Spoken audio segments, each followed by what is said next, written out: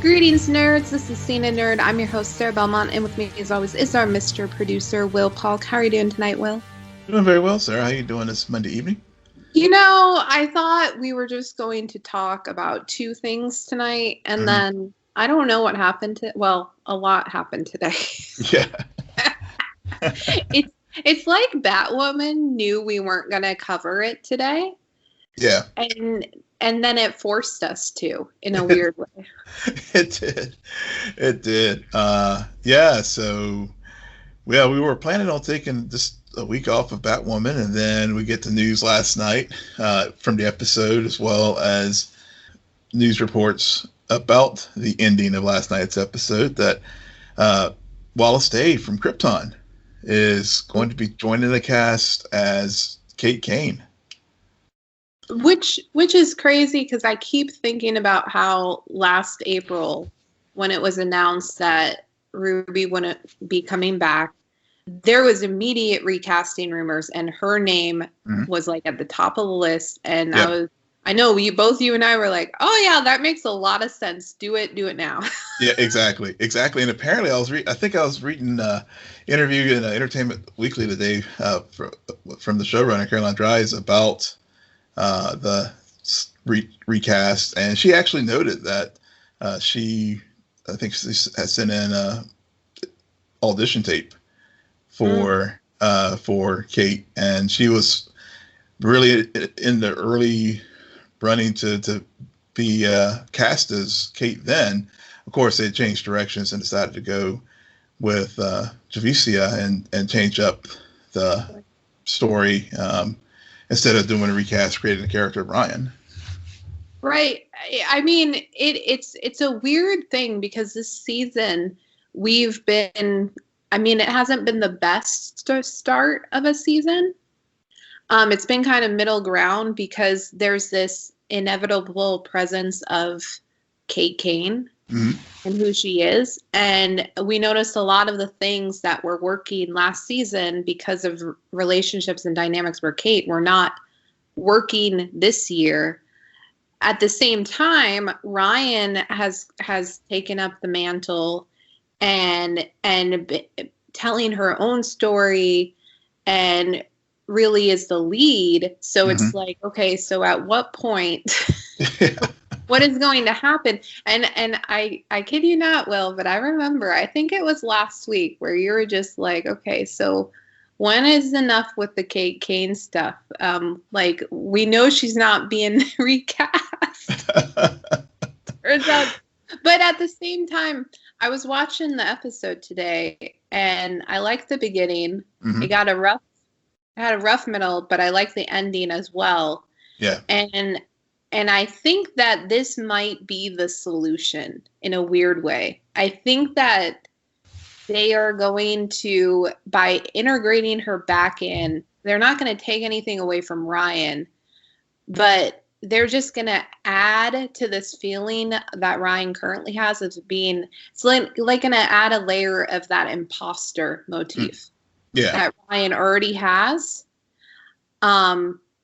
And allow her by the end of the season to kind of, I don't want to say defeat Kate, but overtake Kate and say, no, this is really me. You're something else now.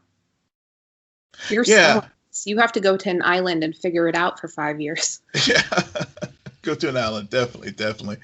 Yeah. When I saw it, I had mixed feelings about it, because on the one hand, yes, we did talk about the fact that they need to do something with this story as far as Kate and dragging it on and on. And I DM'd you last night. I was like, shame on me for not remembering this whenever we were talking about it before. But I had seen on Instagram someone had screenshotted, I think, Nicole King's Instagram page, or Wallis had followed. Well, they had screenshotted, I think, several members of the cast of where she had followed them on Instagram. So, and I was like, but I was like, nah, somebody even speculated that was the case. And I was like, maybe not. And I forgot to mention it to you. But then once I saw the news last night, I actually didn't see it from watching the episode. I saw the news alert hit, I think Deadline or something, and I was like, well, that'll be damned. and I had mixed feelings. One, I mean, I was excited because, as everyone knows who listens to the show, we love Krypton and really love what she did with the character Nissa Vex, and so I was excited about that. But at the same time, we both, I think, have really grown to really enjoy Javicia and Ryan and the story that they have built up with Ryan this season. So on the one hand, I was like, yay. On the other hand, I was like, just when I was hoping they'll just move on with this story, I feel like part of me was like, are they undercutting Javicia a bit, taking it out of story for a little bit, but just into actual dynamics of the cast or whatever? Are they undermining her some by doing this? And I mean, did she know whenever she signed on to this series, this was going to be the arc that was going to happen? And I think about that, with another show that we're going to talk about tonight with Falcon and Winter Soldier, how Sam Wilson was treated as an African American, and then and how the government played them, and then you get this, like, the racial dynamics, and of course the gender dynamics and the sexual orientation dynamics. I mean, there's just so many levels to this that I'm wondering, like, they better do a good job of introducing Kate back into the story, and also not undermining Ryan and Javicia as well, because they've really stepped into a very, if they're not careful how they handle this, they could really set themselves up to be in a really bad place with alienating a lot of fans on both sides of the fence. Yeah, absolutely. I think this is a very risky call. And it does in an odd way make me more excited to watch Batwoman. Yeah. Because I was totally off the Batwoman train last week. I was really mad at that episode. Mm-hmm, me too. And then when I found out this news, my curiosity is back in stored. I had a lot of curiosity coming into this season because of all of the changes. And as it went on, I was like, okay, I see what they're doing. Stuff isn't working. Some stuff is, some stuff isn't. So where are we headed? And Sophia needs to just go away. Yeah. And so now I'm kind of just like, okay, well, this is a risk. I'm really curious as if it's going to pay off. Yeah, I am too. I mean, like I said, as we said, how we ended things last week when we talked about last week's episode, given how we both, and even our guest Jeff was we were all kind of, but one of the things you did say, and I agree with your sentiment, that overall we trust the writers on this show more so than others. And so I'm going to trust them that they're going to get this right. Yeah. Because of the CW shows, other than Superman and Lois right now, which is too early in this run to really, it's too small of a sample size. So I'm gonna put them that show to the side right now. But of the established shows, at least the ones I watch, because I don't really watch Legends, but the Batwoman writers' room has overall have given me. Maybe they've been breaking the mold somewhat as far as getting over the wash, rinse, repeat kind of cycles that we've seen on The Flash, and so I have more confidence in them at this point than I do, say, if you're doing this on The Flash the way the writers' room has been going lately. So yeah, no, I agree. I agree with that. Speaking about trusting writers, promising young woman director Emerald Fennel is tapped to write a Zatanna film, which is kind of interesting because Zatanna's a character who's been, like, I don't know how many times people say, oh, that bad person is going to be Zatanna on The Flash. Yep. But is Zatanna a bad guy or a good one? Good one. A good one. Okay. All right. Because for a moment I was going to be like, wait a second, is Is DC about to step into Sony territory where it's like they're starting to just make movies about villains? Because that worked out so well. Also on the DC movie front, Michael Keaton may not return to play Batman in the Flash movie. Yeah, so it was it was an article.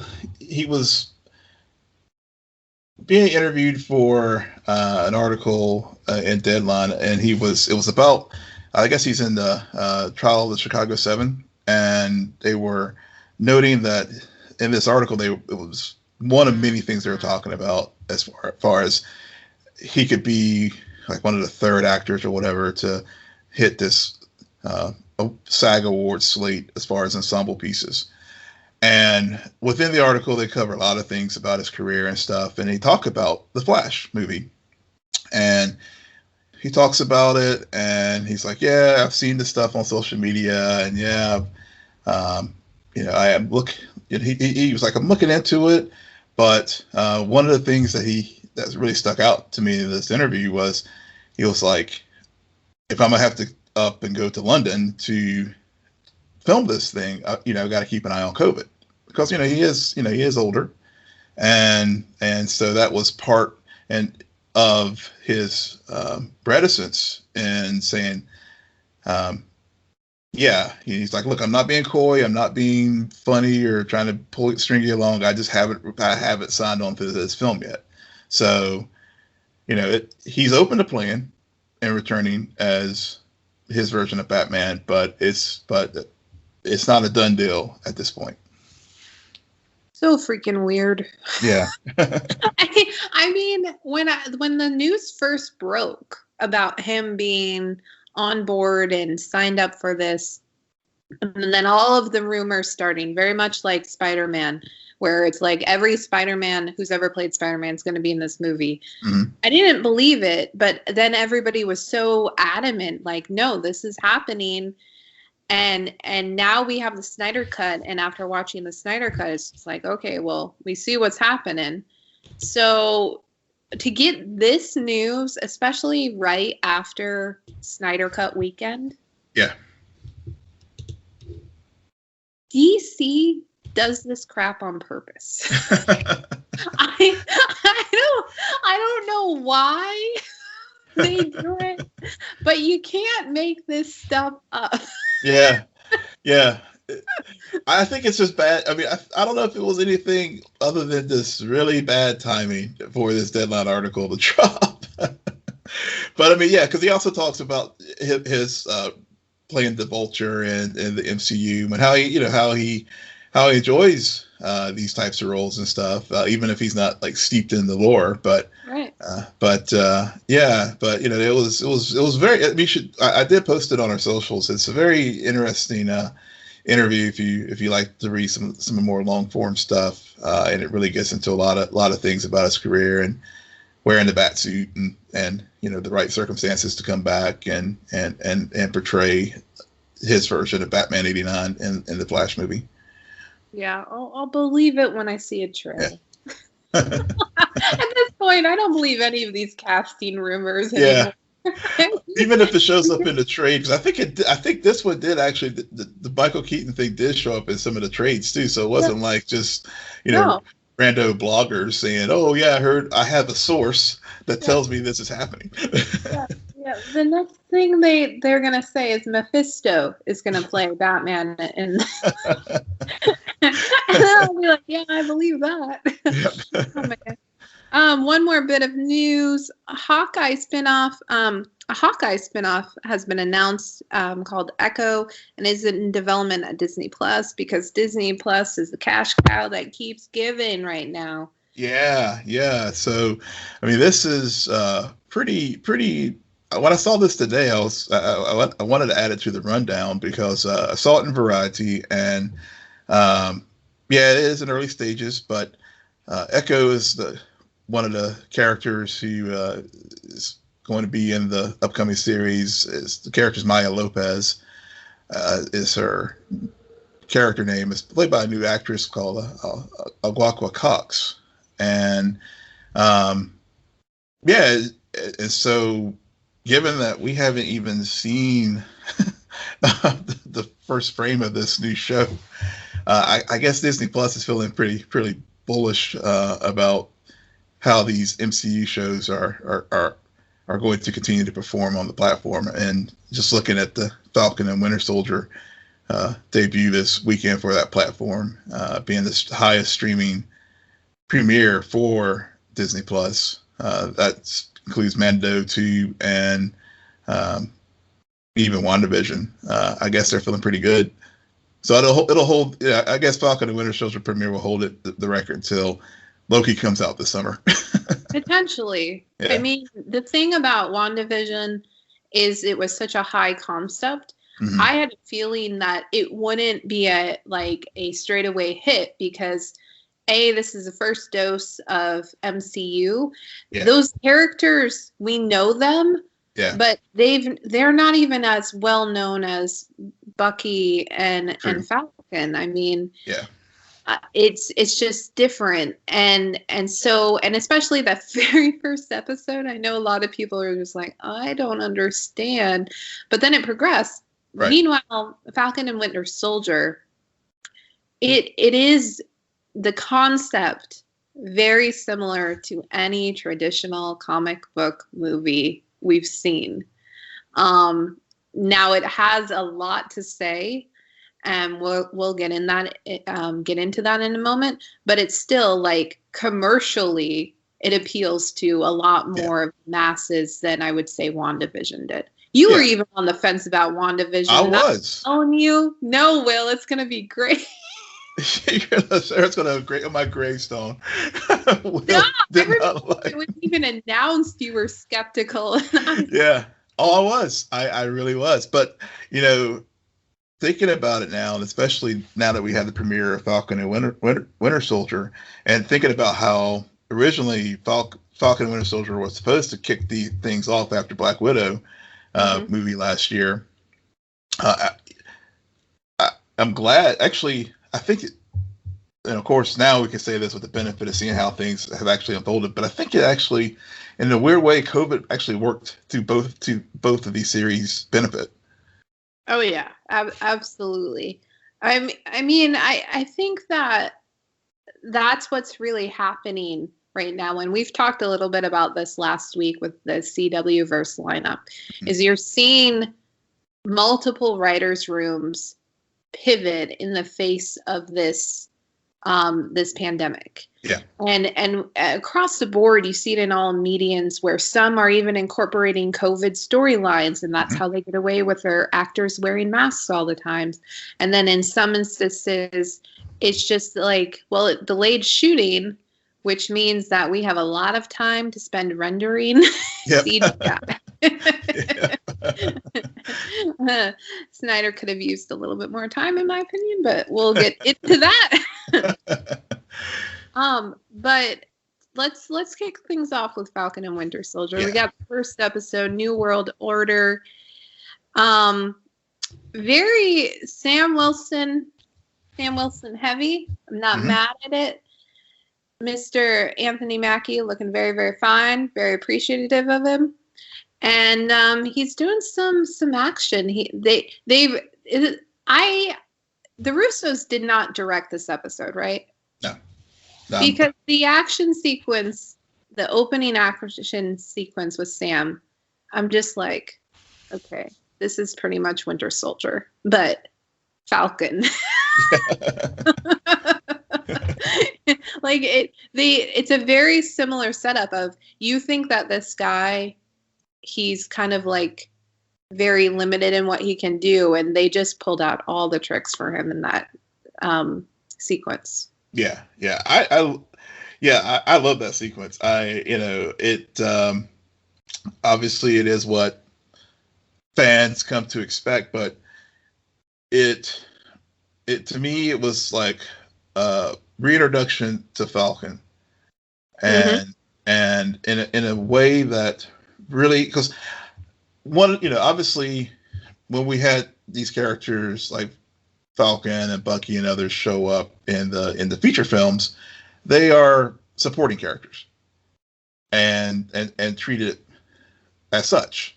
But right out the gate, we see Falcon and all his, and all his tactical and warfighting skills on display in that opening sequence. And it was just sort of like, okay, here's how, it was one of those things where you're going to be thinking, oh man, this whole episode is just going to be adrenaline pumping and all that kind of stuff.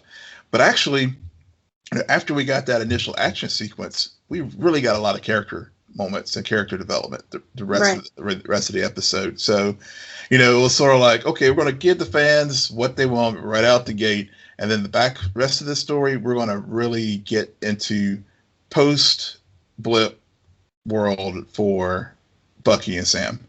Right.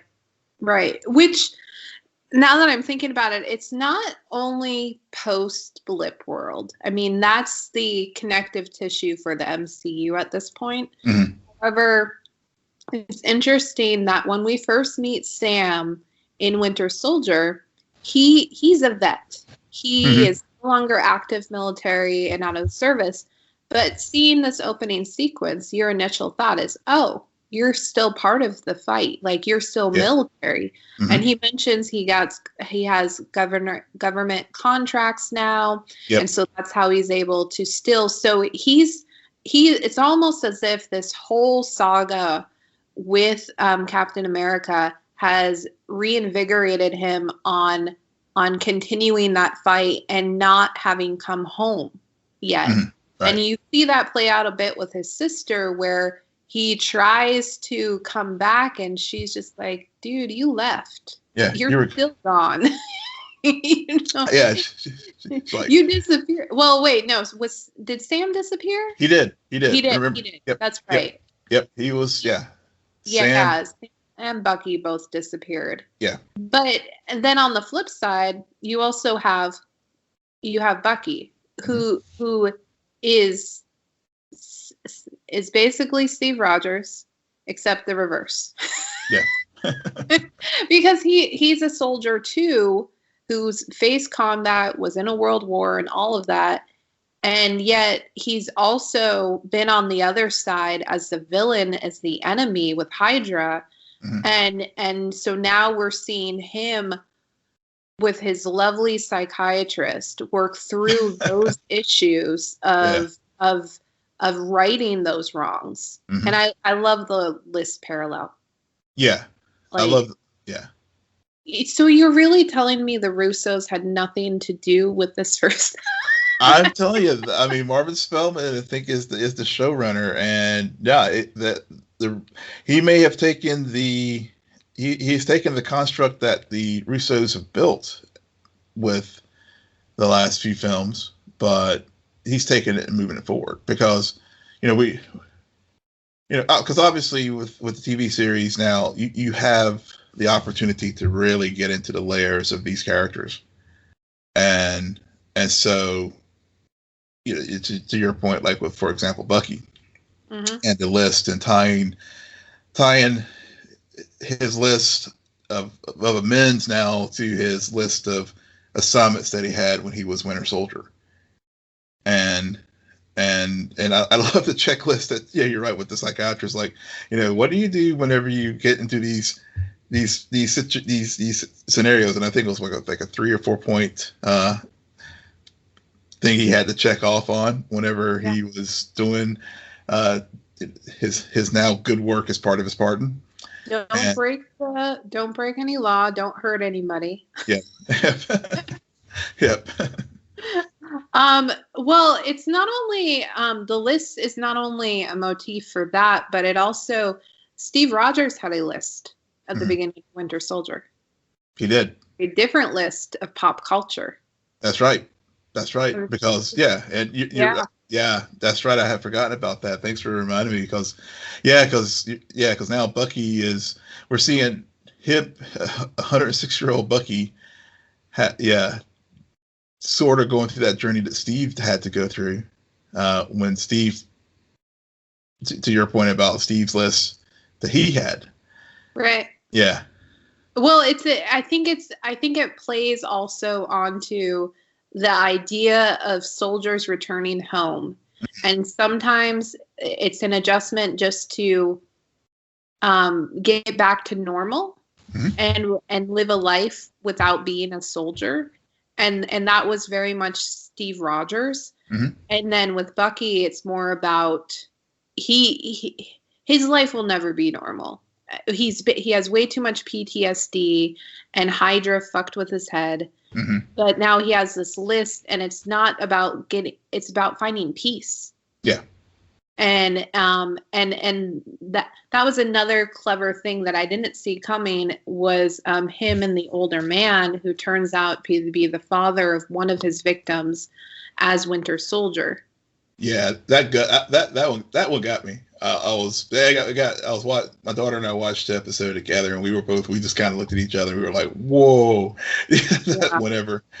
whenever that happened, because it was important. It was an important sequence for them to put that in there to remind us, and also to bring up folks who may are not as steeped in MCU lore about who Bucky and what the Winter Soldier actually was.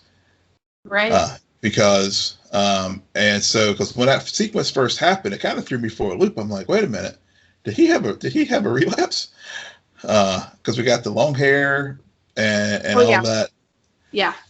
And it did throw me. I mean, I have to admit, I was like, oh boy, this is not how I thought this show was going to go. That is what we call good editing. Yes, exactly. Well told. Yeah, it's almost. I mean, going in, I understood what Sam Wilson's arc was going to be. The more I think about this episode, the more I understand, or I'm starting to think what they're going to do with Bucky. And with Bucky, I think it's going to be more about how do you take that name Winter Soldier and transform it from a bad guy into a good guy. Yes, he fought alongside the Avengers. We've seen the movies. We understand that. He got like 5 minutes of screen time total. Yeah. So, but he himself still doesn't view it as being a hero. Like he's fully in Winter Soldier mode in those nightmare sequences. So he is. How do you get to the other side of that? I do want to call out one thing though that they should explain. Why did he get kicked out of Wakanda? That's a good. They never explain. They mention it. He even says, "I had so much peace." I'm like, then what did you do to get kicked out? Maybe that's something that they may explore as we go further into the series, and maybe it is because maybe it was as part of the pardon and making amends. Maybe that was why he got kicked out, or maybe not kicked out, but in order to get pardoned for all the heinous acts that he committed over the years. Maybe the Wakandans had done everything they could do for him, and now he had to go to the next step and do what we saw in this episode. Yep. What are your thoughts on the Flag Smashers and I forget his name, but Sam's buddy who was like tracking them down and got beat up during the big riot? Yeah, it was I think Joaquin, I think is his friend's. And apparently, I'm not. As far as the Flag Smashers, I think it was something that we picked up on this theme in WandaVision, and now we're seeing it here. Where as we're getting further removed from people returning from the blip, how the world is looking. And having the old order is like gone now because so many people. You had billions of people who were gone, and now they're coming back. And so the people who were left after the snap pretty much had to learn to move on with their lives and adjust to to this new world. Now you have everybody coming back into it, and people feeling very strongly about how the things should be. And we got some of whenever the Sword lead who took over for Monica in WandaVision, we got some of that, and now here we are 6 months later after it, and we're seeing it even more. So I really liked that move because and also thinking back, I was watching going back to Winter Soldier and Civil War and the Sokovian Accords, how the whole reason why Ultron was built was Tony was trying to build a shield, a system to basically protect the world. Yep. And so now fast forward, and you see how folks are trying to now put the world back together after all of these events. I love that dichotomy of show and of the two, and how governments now are treating the flag smashers as an existential threat to the world's order at this point. Right. I think it's an interesting concept that I didn't expect. That makes a lot of sense. I mean, there was 5 years where the world went on, and even though half of the population disappeared. And Thanos had a philosophy. Totally, he did the math. He understood the math, and he's like, it'll make everything will be a lot better for our civilizations if we do this. And so in a way, it makes sense that people coming out of it are experiencing, wait a second, I was here for those 5 years and my life improved. It's just like in Endgame, when we see the aftermath and what it does to the Avengers, having lost people in the blip. And so you forget, though, but even though they lost, there are some people who probably have won. I mean, Tony didn't want to sacrifice what he gained from it. That's right. So I mean, I was just like, when I saw that line, I was like, that is freaking clever. Really like that. Smart idea. And I like how, even though the blip it's some could say, oh, it's repetitive. I mean, are all of these shows, are we always going to have a blip storyline? But what they're doing is they're really being cautious about the different angles to explore the blip aftermath through certain sets of characters. I mean, we just spent, 9 weeks with WandaVision? Yep. And that was through the lens of grief and loss. And then this one, it's very political. It's about government. I mean, I don't know why they call them flag smashers. I personally would call them Thanos sympathists. Yeah. I like that. You should trademark that. But I like that idea. I'm almost pretty sure that the guy who is now quote unquote Captain America, but not really, was the same guy who beat up Sam's friend Joaquin. Yeah. That's my hunch, but it could be just another person who's hopped up on something. But I don't know. The more I'm not gonna lie to you, Will. Initially, I was like, about this episode. But the more I think about it, the more I talk with you about it, the more I actually really appreciate it.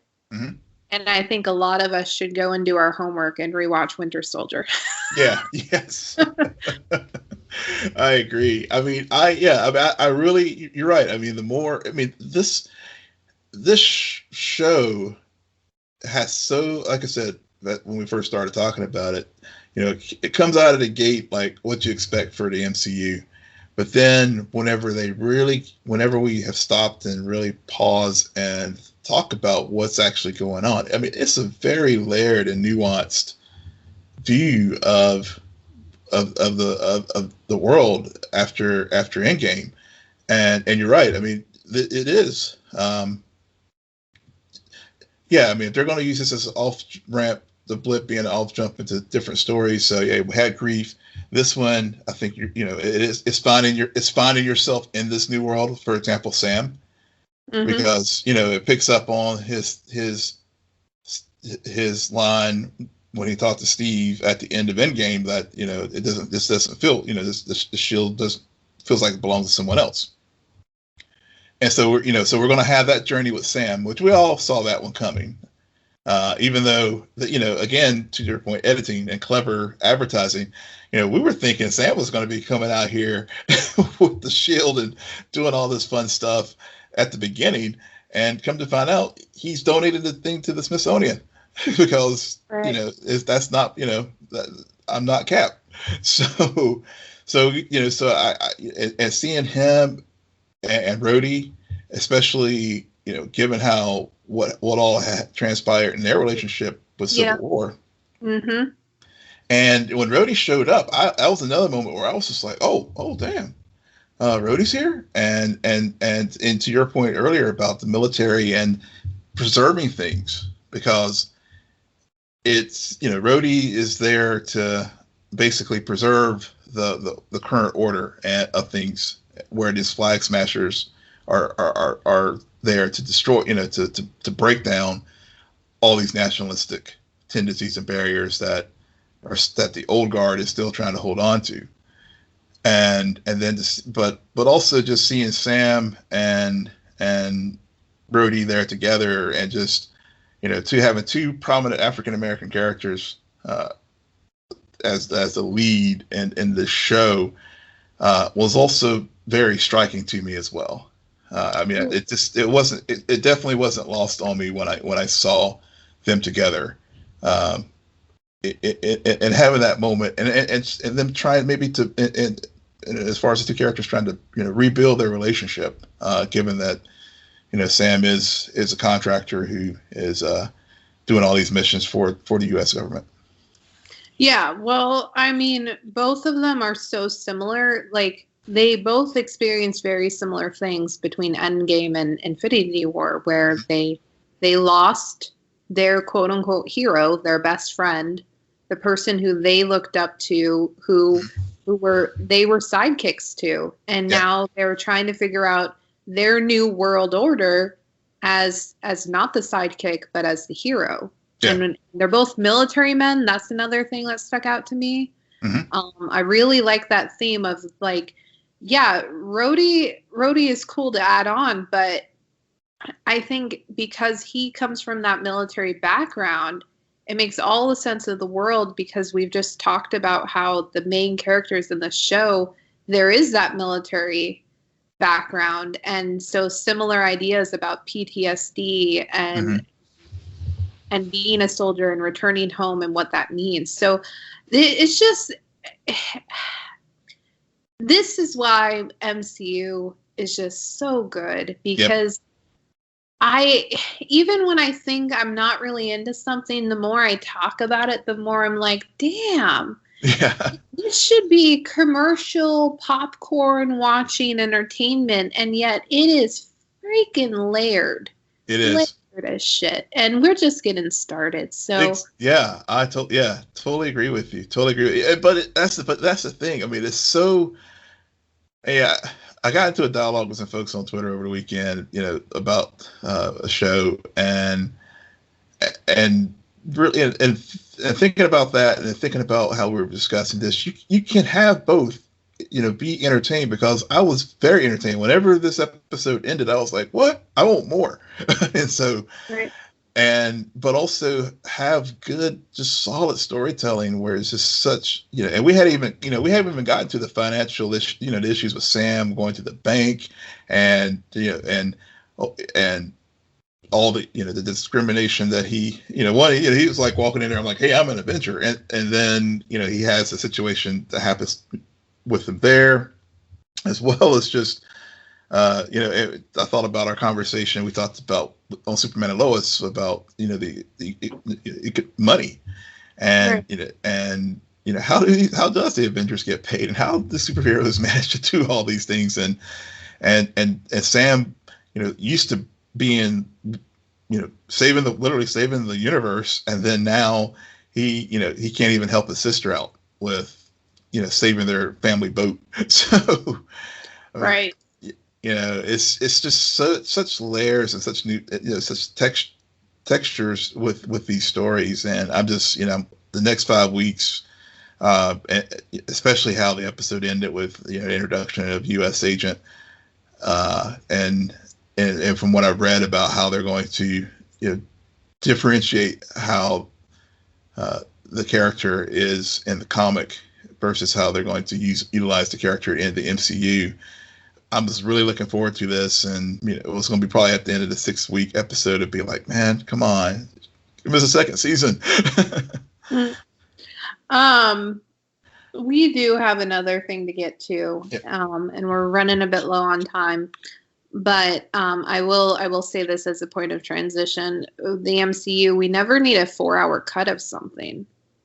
Well, understand what's happening. Just a 3 hour. Just 3 hours maybe, give or take. Part 1, part 2, combine them both, probably a 6-hour movie. Yeah. Justice League Snyder Cut. Yeah. I watched it, Will. You were so freaking proud, and I'm proud of you. I am so proud of you. You actually finished it before I did. I did cheat. It was hard. The first hour was painful for me. And I don't know how much I can say I fully watched of the first hour, because there were a lot of times I was just doing other things. I would be like having on the background, not really being able to hear much. And I leave the TV room and I go and do something in the kitchen and come back out, Amazonians still fighting. Yep. Come back, Amazonians still fighting. Still fighting. Yep.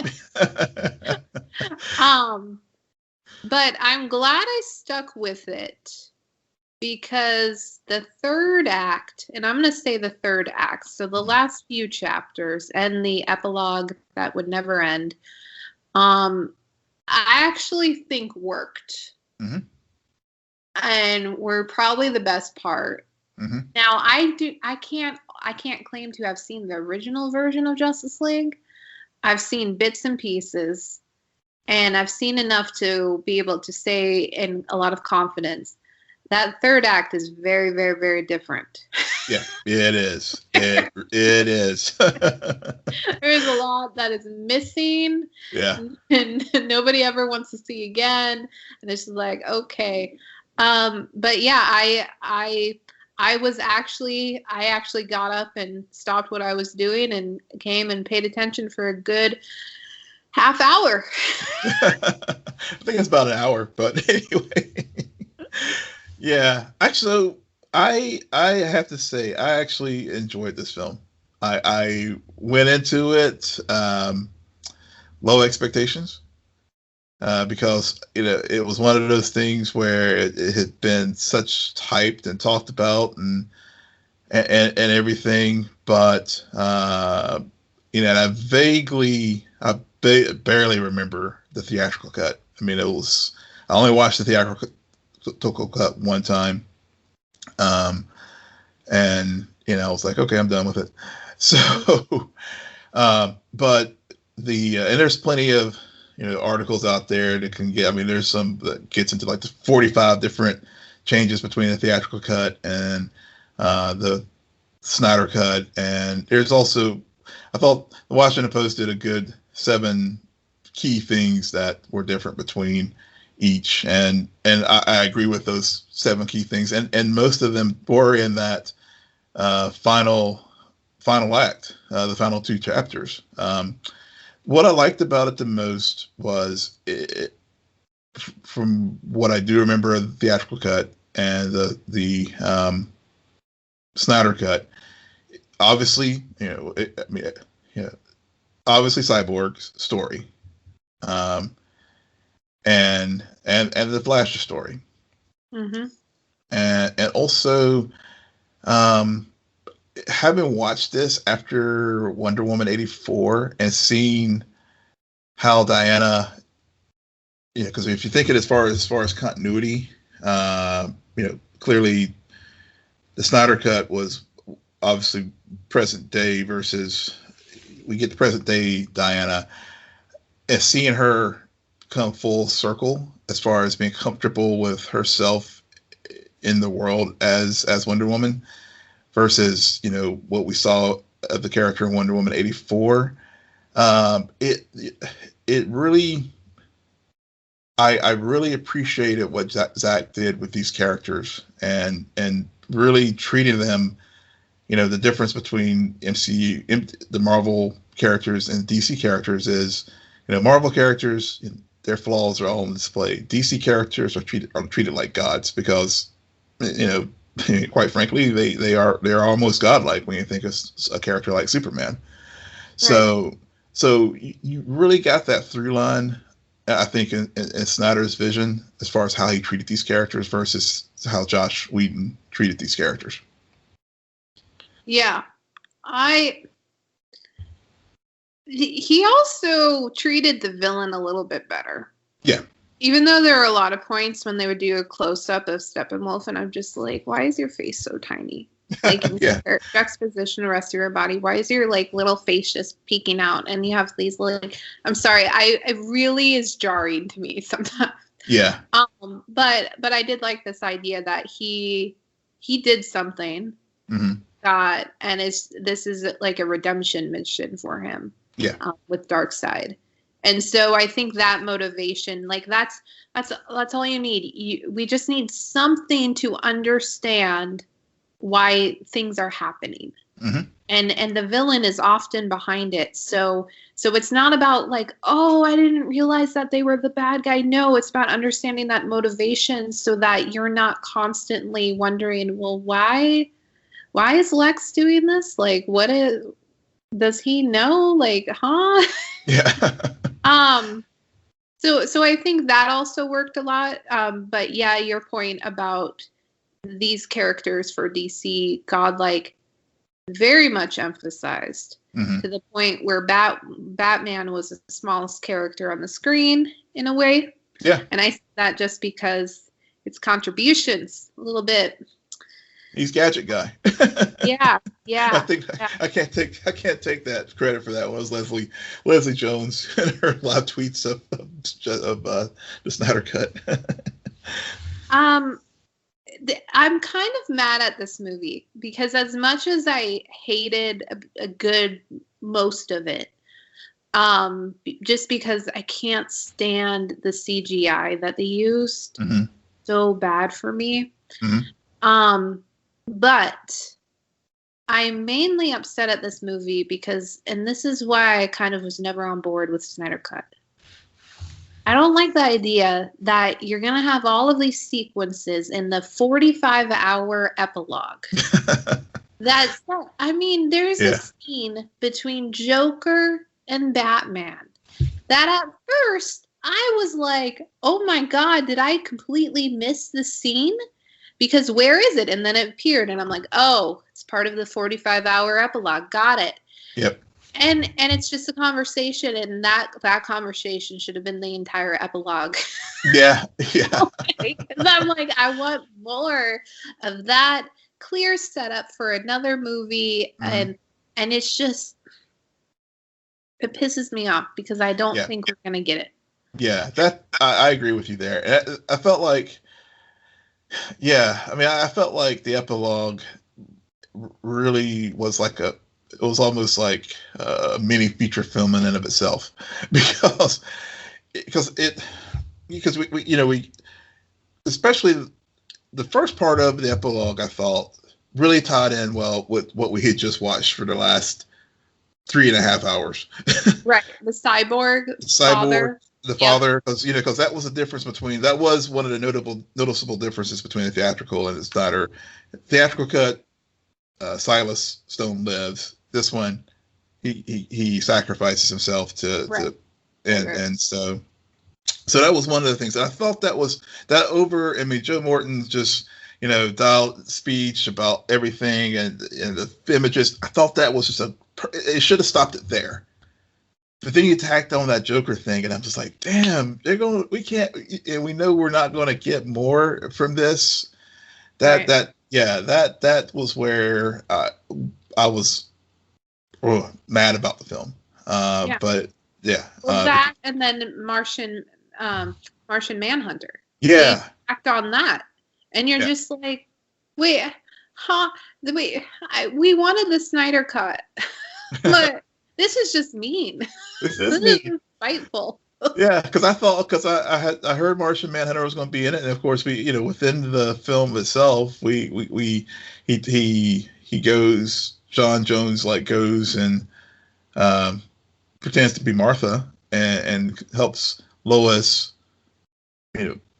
move forward with things, and then of course we get this epilogue piece, and again it's just like, really, you're doing this, really? Yeah, the other thing about the reason why the Joker scene, as brilliant of a scene as it is, he did a very similar thing in Batman v Superman, where in the freaking trailer they show Robin's costume torn up and everything. Yep. Since then, we have all been speculating about, I think it's called A Death in the Family. Yeah. Is that the arc? I believe so, yeah. And then they added that dialogue into this conversation between Batman and Joker. And I'm just like, stop fucking teasing. Yep. Give us the full 4-hour, 5-hour cut of that storyline because we want it. We want, yes. It's like, and that's the criminal. That's the criminal thing about this whole. I mean, God bless the Snyder Cut fans for you got what you wanted, but then you got what you wanted, but then you didn't get what you wanted. You got a part of what you wanted, but then about things that you would love to see one day. Yeah, but then now you used up all your capital on releasing the Snyder Cut, but you didn't save a little bit in the bank for restoring the Snyder Cut. Or the Snyderverse, excuse me. Yeah, because they spent. Is the Batman going to redeem it and come out with the Death in the Family arc in the last trilogy, part of their trilogy? Because somebody's got to tell that freaking story. I want to see it. Yes, I want to see it too. And now, like I said, they spent all their capital on releasing the Snyder Cut, but didn't save any for restoring the Snyderverse. And now, I mean, and granted, yeah, obviously we both can't wait for Matt Reeves' version to come out, and we'll see some of these, some of the, I guess the Snyderverse will live on in these standalone films, but I think Batman, clearly is going to go in a different direction. We'll see what happens. I mean, maybe we'll get some in the Flash. Maybe. Well, we know we're not getting Keaton in the Flash. Yeah, true. The lesson that I want DC to figure out is there's a difference between an Easter egg for the sake of an Easter egg and an MCU Easter egg. The MCU, we spend hours analyzing every single frame in WandaVision, for better or for worse, because we know when they put something in there, they're going to deliver on it 9 times out of 10, right? Right. But now that I'm thinking about the Snyder Cut and Batman v Superman, I'm just like, but wait a second. You clearly understand these characters. You clearly understand these arcs. But why are we having so much of it just delivered via dialogue? Why show us Bruce Wayne losing his parents at the beginning of Batman v Superman and maybe not losing his adopted son, whatever you want to call him? There's a lot more telling instead of showing. And I think that's what I continue to have trouble with both Zack Snyder's vision of this universe and just the DC universe as a whole. Yeah. That's a fair point. I mean, I do think there was at least the exposition in this Snyder Cut was actually followed up with actual action, as far as making, tie in that.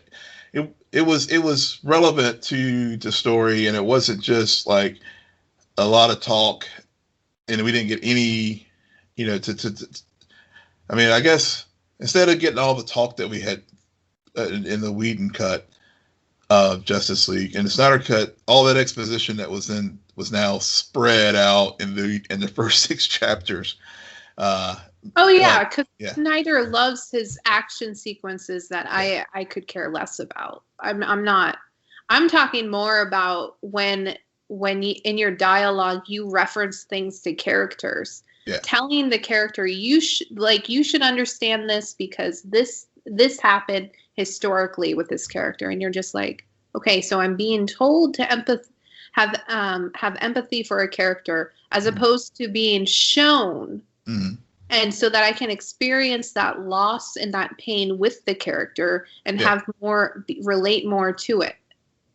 Yeah, true. But yeah, I get your point there, and I think that's like, for example, with the Flash's storyline in this in the Snyder cut, actually has gotten me excited for that film, because the way that he was fleshed out and how they introduced him properly this time, really, and also how he was very pivotal again to the whole saving of the universe. I mean, like, as we saw in the climax of this film, I mean, he had to run, he was running around the Russian town to create the arc that would power Cyborg to open the mother box.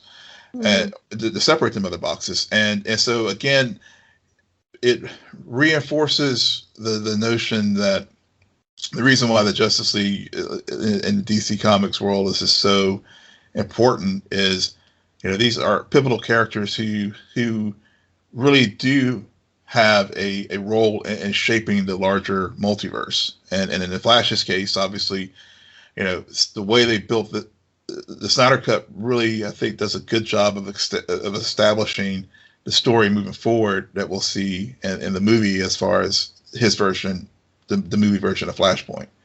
So, and because we saw that power of him like reversing time, so in order to save things. So, those, yeah. This movie made me like Barry Allen a lot less. Huh. I'm not sold. And I don't say this often, so take note, everyone. Part of the reason why is because I kept comparing it to the Flash TV show, and the Flash did it better on the CW.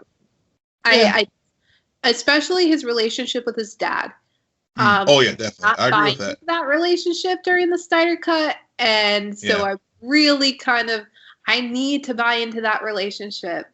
And I understand it. You can't also have John Wesley Shipp play, but you really should have.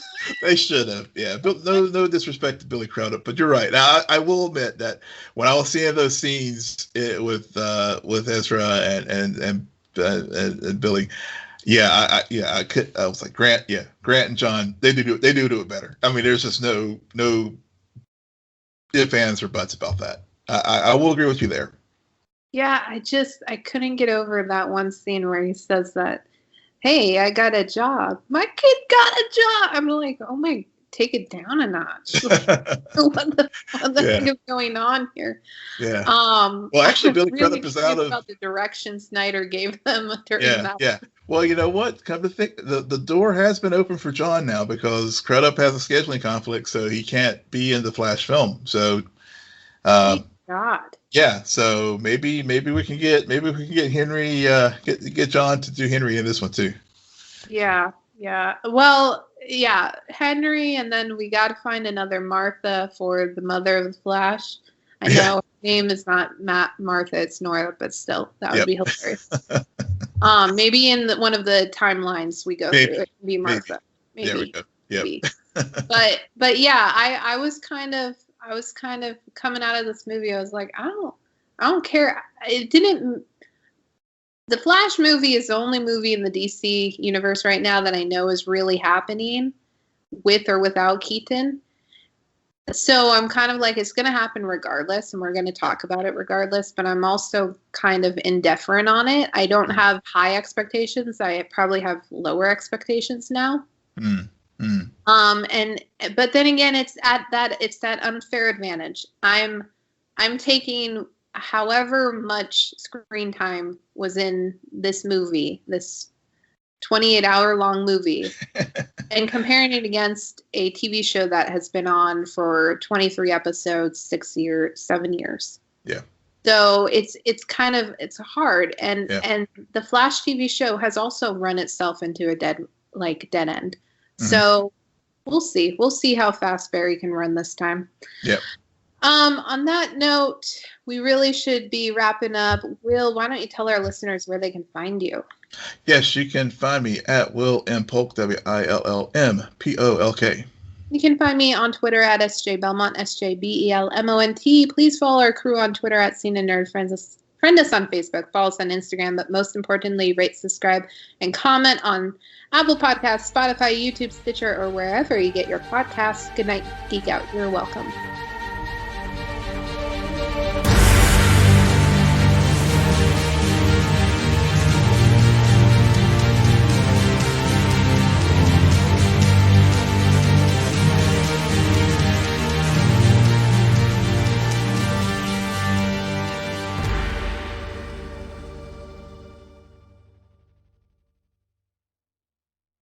Now more than ever, it's important for you and your family to enjoy the spaces you're in most often. Visit FergusonShowrooms.com to shop online or schedule a personalized consultation to meet with our experts at your local Ferguson, bath, kitchen, and lighting gallery. Together we'll help you make the most of home and create a space you'll love to live in. Get started on your project and discover extraordinary products like the Orizo chandelier from Progress Lighting. Discount Tire is bringing the madness this March. With online-only savings up to $110, it's time to love March even more. Discount Tire. Let's get you taken care of.